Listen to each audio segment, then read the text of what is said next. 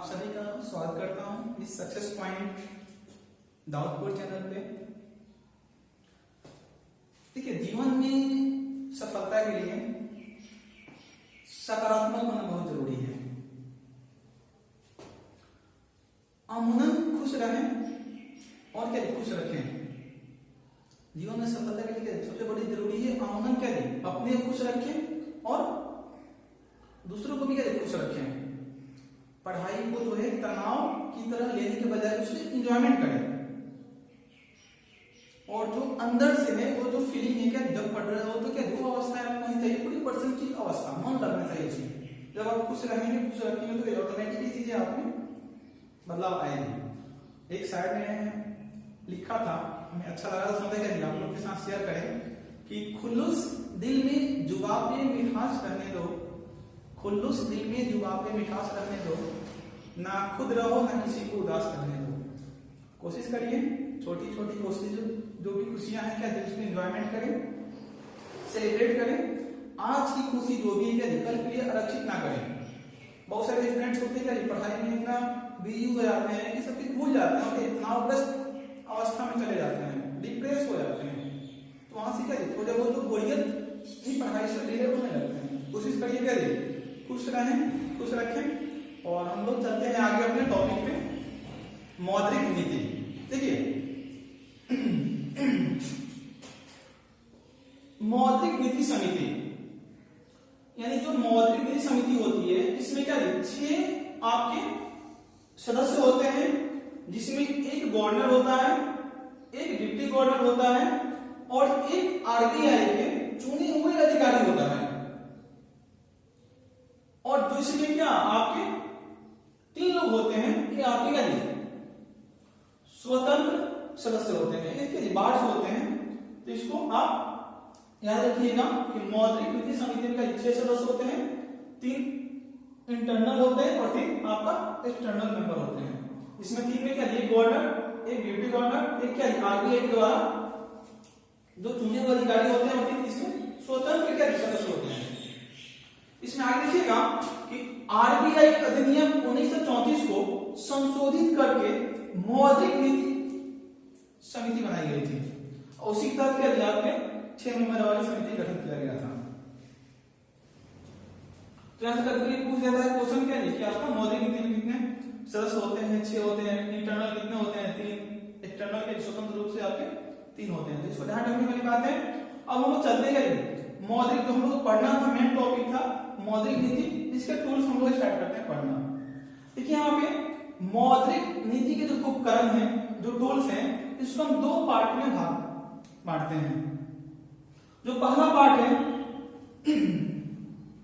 संख्यात्मक या क्या आपका परिमाणात्मक, यानी इसको बोल सकते हैं क्या क्वांटिटेटिव, और दूसरा आपका है गुणात्मक क्वालिटेटिव।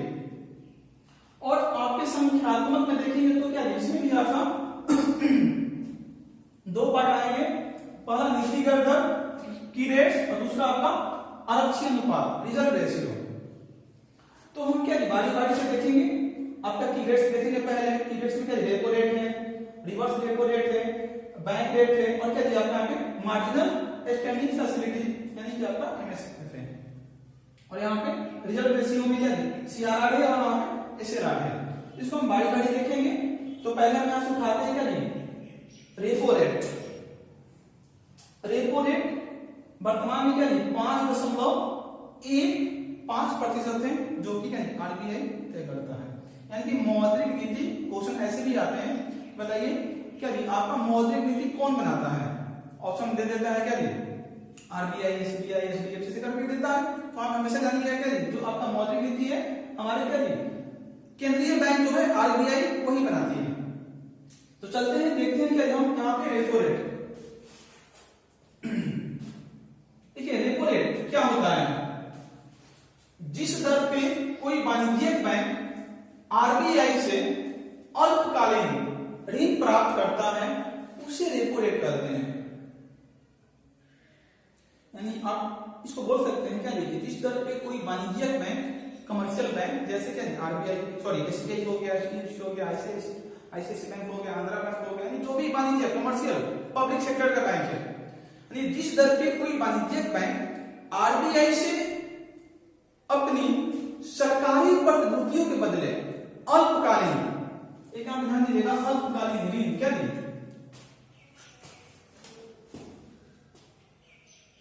आपके प्राप्त करती है, इसे क्या रेपो रेट कहा जाता है।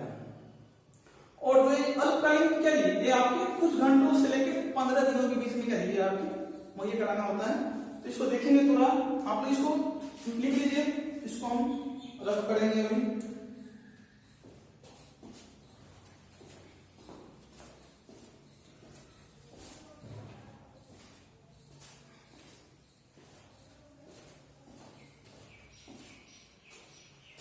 इसको समझिएगा रेपो रेट को।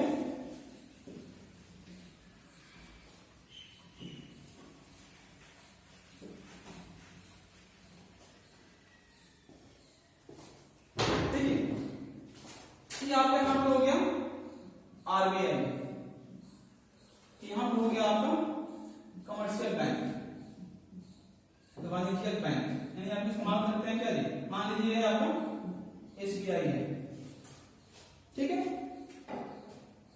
यानी क्या जी, आरबीआई बैंकों को ऋण देती है, जो आरबीआई है जो भी क्या जी वाणिज्यिक बैंकों को ऋण देगी वो क्या कहलाएगा आपका रेपो रेट। और क्या जी आरबीआई बैंकों से ऋण लेती है, नहीं उल्टा चलेगा सिस्टम। जब वाणिज्यिक बैंक है, जब वाणिज्यिक बैंक से आरबीआई ऋण लेती है तो ये क्या हो जाता है आपका रिवर्स रेपो रेट। समझना जरूरी है क्या जी, आरबीआई जब बैंकों को ऋण देती है तो क्या कहलाता है आपका रेपो रेट। और देखिए यहां पे वर्तमान में क्या जी रेपो रेट जो है 5.15% है। ये आपका वर्तमान में आंकड़ा क्या फरवरी 2020 का है। ऐसे आप लोग इसको देखते रहिएगा, चेंज होते रहता है। जब भी एग्जाम देने जाइए तो क्या आप कम से कम इसको आरबीआई की साइट से देख लीजिए, rbi.gov.in पे आपको मिल जाएगी जानकारी। जब भी चेंज होते हैं अपडेट होते रहते हैं। देखिए यहां से क्वेश्चन एराइज करता है रेपो रेट से कि रेपो रेट में वृद्धि होने पे क्या प्रभाव पड़ता है और रेपो रेट के कमी होने से क्या प्रभाव पड़ता है। तो हम लोगों ने क्या इस चीज को देखा है कि मांग में वृद्धि, क्या पूर्ति में कमी, मांग में वृद्धि, तो क्या चीजें उस समय होती थी। तो यहां पे इसको समझिएगा, जब रेपो रेट में वृद्धि करेंगे तो क्या क्या चीज हो सकता है। देखिए पहले तो क्या आरबीआई द्वारा महंगे दर पर ऋण हो जाएगा, यानी कि आरबीआई क्या बैंकों को जो ऋण देती है तो क्या रेपो रेट कहलाता है। उस कंडीशन में क्या जब आरबीआई रेपो रेट में क्या बढ़ा देगी, मान लीजिए क्या यहां पे रेपो रेट पहले था क्या 4%, अभी बढ़ा कर दिया 6% रेपो रेट।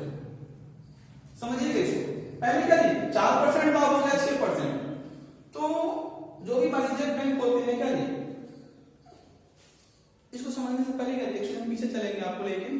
देखिए जो भी वाणिज्यिक बैंक होते हैं, जो भी कमर्शियल बैंक होते हैं, उनके पास क्या आपके 4 सोर्सेज के माध्यम से पैसा आता है। यानी कि बैंक के पास पैसा कहां से आता है, कुल जो जमा पूंजी होती है उनकी क्या एक तो आपके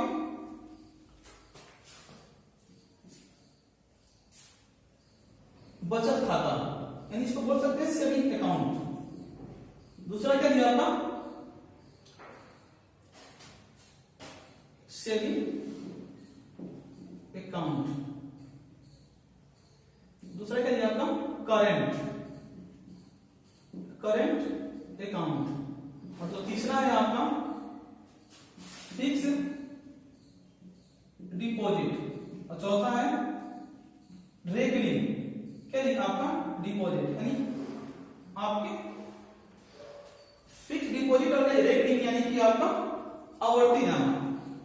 ये 4 पैसों को मिला के क्या बैंक चलती है, और यही चारों पैसे जो आते हैं बैंकों में क्या वही बैंक आगे ऋण देती है, लोन देती है कस्टमर को, उससे क्या ऋण प्राप्त करती है। फिर क्या बैंकों का ये चीज होता है, संचालन होता है। क्योंकि जो बैंक का कुल जमा पूंजी होती है, कुल पूंजी होती है क्या, वो आपके यही 4 सोर्सेस से मिलकर बनी होती है। बचत खाता जो होते हैं, ठीक है, जैसे कि जो सैलरी पेजेज होते हैं, जो सैलरी पेजेज होते हैं, बचत खाता खुलवाते हैं जो बिजनेसमैन होते हैं, ठीक है, लाखों करोड़ों का ट्रांजैक्शन होता है। बचत खाते में क्या होता है, आपका कुछ ब्याज मिलता है और आपके करंट अकाउंट में कोई ब्याज नहीं मिलता है। और फिक्स तो आपको जानते हैं कि कोई भी पैसा होता है 8 साल 10 साल के लिए हम फिक्स कर देते हैं, कुछ ब्याज उस पर रेट फिक्स हो जाता है और वो चीजें क्या होती है, फिक्स हो जाती है 6 साल के लिए क्या बैंक में रहेगी और जब उसका परिपक्वता पूजेगी तो क्या होगा, वो आपके पैसे मिलेंगे। और रेकरिंग कुछ क्या पार्ट पार्ट में पैसा जमा करते हैं। तो ये चारों क्या जो होती है आपकी लायबिलिटी, देयता, बैंक को क्या ये पैसा लौटाना होता है। मानिए कि आपने क्या 6 साल के लिए कोई पैसा फिक्स किया, मानिए 10 लाख फिक्स किया, तो क्या करेंगे, बैंक को क्या लायबिलिटीज के रूप में पैसा लौट रही है, जानिए 6 साल बाद क्या आपको फिर वो पैसा लौटाना है। वही पैसा क्या है वो आगे लोन दे देगी, उससे क्या ब्याज आपको भी देगी और क्या उससे बैंक का संचालन करेगी। यानी कि ये चीजें जो है जो भी कोई भी वाणिज्यिक बैंक होता है उसका क्या कुल जमा पूंजी होती है इसी फॉर्म में होती है। यानी कि बस जो पैसा होता है, बचत खाता, करंट अकाउंट, फिक्स डिपॉजिट और क्या आपका रेकरिंग डिपॉजिट से आपका उनका पूंजी बनता है। तो अब हम चलेंगे क्या, हम रेपो रेट देख रहे थे, देखिए यहाँ पे जब रेपो रेट में बढ़ाएंगे क्या 4% था 6% हो गया, ठीक है। यहां से मान लीजिए आरबीआई से क्या उन्होंने पैसा लिया, कोई बैंक है कमर्शियल बैंक, पहले मिलता था 4% और हो गया 6%। तो जरा सा बात है जब रेट बढ़ेगा, आरबीआई रेट बढ़ाएगा तो ऑटोमेटिकली जो कमर्शियल बैंक है आपका ये क्या मार्केट में रेट बढ़ा देगा। जब आरबीआई द्वारा महंगे ऋण दिया जाएगा तो क्या वाणिज्यिक बैंकों द्वारा बाजार में महंगे दर पर ऋण उपलब्ध होगा। यानी आरबीआई जब ऋण बढ़ाएगी, जब रेट बढ़ाएगी तो ऑटोमेटिक क्या जो भी कमर्शियल बैंक है, जो भी वाणिज्यिक बैंक है, वो भी क्या करेंगे अपना रेट मार्केट में बढ़ा देंगे। कल तो आपको होम लोन जो क्या 8% था और बढ़ाती है तो कल क्या 8.5% या 9% भी हो सकता है। तो कारण क्या है आपका यहाँ पे आरबीआई डायरेक्ट सेक्शन है, यहाँ पे रेपो रेट दर क्या अब बताइए जब ऑटोमेटिक बैंक जो है जब बाजार में महंगे दर पर ऋण देंगे तो ऑटोमेटिक निवेश में कमी आएगी, इन्वेस्टमेंट में कमी आएगी, लोन कम लेंगे, ब्याज बढ़ जाएगा तो क्या निवेश में क्या हो जाएगी, यहाँ पे कमी हो जाएगी। यानी रेपो रेट बढ़ने पे क्या आपके निवेश में कमी, इन्वेस्टमेंट क्या आपका लेस हो जाएगा। और निवेश जब कमी होगी तो हमने देखा था क्या जो वहां पे डिमांड है ऑटोमेटिक क्या हो जाएगी, वो गिर जाएगी, मांग में भी क्या हो जाएगी, कमी हो जाएगी। देखिए यहाँ कैसे प्रभाव आपको बना रहा है पूरा हमारे इकोनॉमी पे। रेपो रेट बढ़ाया, निवेश में कमी, मांग में कमी और क्या मुद्रास्फीति में भी कमी हो जाएगी। ठीक है, मुद्रास्फीति का जो समान अर्थ होता है ये आपको होता है मुद्रा का फैलाव, अर्थात क्या वस्तु की अपेक्षा मुद्रा क्या मात्रा बढ़ जाती है मार्केट में, वस्तु कम पैसा अधिक हो जाती है, आपकी मार्केट में मुद्रा की मात्रा बढ़ जाती है। तो क्या आर्थिक मुद्रा स्फीति को कम करने के लिए, मुद्रा का फैलाव को कम करने के लिए बाजार से क्या पैसा को लेने के लिए क्या करते हैं सरकारें रेपो रेट बढ़ा देती है। और क्या जब रेपो रेट बढ़ेगा तो क्या कीमतों में क्या नियंत्रण हो जाएगा, लोग क्या आपके हिसाब से खरीदेंगे जो भी चीज होगा। पैसा तो क्या पूरा था, अब यहाँ पे क्या बैंक अधिक लोन दे रही है, अधिक ब्याज पे लोन दे रही है, अधिक ब्याज पे लोन देगी तो लोग कम पैसा लेंगे, कम पैसा लेंगे तो क्या ऑटोमेटिक उनका जो भी विशेष होगा क्या नियंत्रण में आ जाएगा, तो कीमतों में क्या नियंत्रण हो जाएगा। तो ऐसे क्वेश्चन पूछता है कि रेपो रेट में वृद्धि क्या आपके होने पर निवेश पे क्या प्रभाव पड़ता है। देखिए क्वेश्चन कुछ भी बन सकता है यहाँ पे, रेपो रेट में क्या वृद्धि होने पर निवेश पे क्या प्रभाव पड़ेगा, निवेश क्या हो जाएगा, यहाँ पे कमी हो जाएगी। क्वेश्चन ये पूछ सकता है ठीक है आपके मांग डिमांड पे क्या असर पड़ेगा, वृद्धि होगी, कमी होगी, अपरिवर्तित रहेगी, तो क्या होगा यहाँ पे आपके डिमांड में भी कमी हो जाएगी, मुद्रास्फीति क्या हो जाएगी, कम हो जाएगी और कीमतों पे नियंत्रण हो जाएगा। तो रेपो रेट क्या है, वृद्धि करने का जो प्रमुख कारण जो क्वेश्चन एनालाइज करता है, आप इसको गंभीरतापूर्वक देख लीजिए। जब भी रेपो रेट बढ़ेगा, निवेश में कमी होगी, मांग में कमी होगी, मुद्रास्फीति इन्फ्लेशन में कमी आएगी, कीमतों में क्या हो जाएगी, नियंत्रण हो जाएगी और मार्केट आपका संतुलन हो जाएगा। आगे देखते हैं रेपो रेट में कमी होने पर, तो एक तो यहाँ पे रेपो रेट बढ़ रहा है, यहाँ पे रेपो रेट कमी हो जाए तो क्या प्रभाव पड़ेगा, सेम इसका ऑपोजिट हो जाएगा क्या जी, आरबीआई द्वारा ही उधार सस्ते हो जाएंगे। और क्या जी, अब यहाँ पे रेपो रेट जब कम होगा तो पहले क्या था 6% और कितना हो जाएगा 4%, तो सेम के सेम क्या इसके उल्टे हो जाएंगे, आरबीआई द्वारा ऋण या उधार सस्ते हो जाएंगे क्या आपके कमर्शियल बैंकों के लिए, और बैंकों द्वारा बाजार में सस्ते दर पे ऋण उपलब्ध हो जाएगा। आपको क्या दी, जो हाउस लोन, जो आपका होम लोन था, जो आपका कार लोन था, जो आपका क्या दी एजुकेशन लोन था, उसमें क्या हो जाएगी, कमी आ जाएगी, रेट क्या गिर जाएंगे, जो पहले 10% था आपको क्या वहां पे 8% हो जाएगा, 9% हो जाएगा। तो ये चीजें हैं, जब रेपो रेट में कमी आएगी तो क्या आपके मार्केट में भी रेपो रेट गिरेगा, और जब पैसा सब लोग के पास आ जाएंगे ऑटोमेटिक, जब क्या रेट कम होगा तो लोगों के पास लोन लेंगे, जब लोन लेंगे तो क्या कहीं ना कहीं पैसा को लगाएंगे, इन्वेस्ट करेंगे, निवेश में क्या हो जाएगी, वृद्धि हो जाएगी, जिससे क्या मांग डिमांड में भी वृद्धि हो जाएगी। तो इसमें देखिए रेपो रेट क्या है, आगे हम फिर देखते हैं इसको, रिवर्स रेपो रेट क्या है, इसको आप नोट कर सकते हैं।